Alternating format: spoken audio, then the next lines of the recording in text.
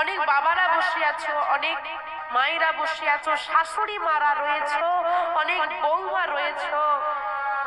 আমি প্রত্যেককে বলছি, বাবা, কেউ এখন সংসার জীবনে শুরু করোনি, অনেক ছেলেদের বিয়ে এখনো হয়, কেউ হয়তো সবে মাত্র প্রবেশ করেছো, কেউ হয়তো অনেক বছর কাটিয়ে দিয়েছে।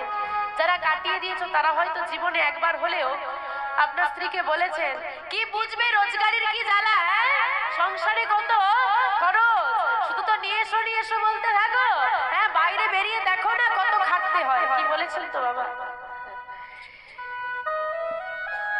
মা বাবারা, আপনারা বাড়িতে বাইরে কাজে যান, আপনার মালিক কিন্তু একজন। যে মেয়েটা ঘরে কাজ করে তার মালিকের অভাব নেই, সবাই তার মালিক।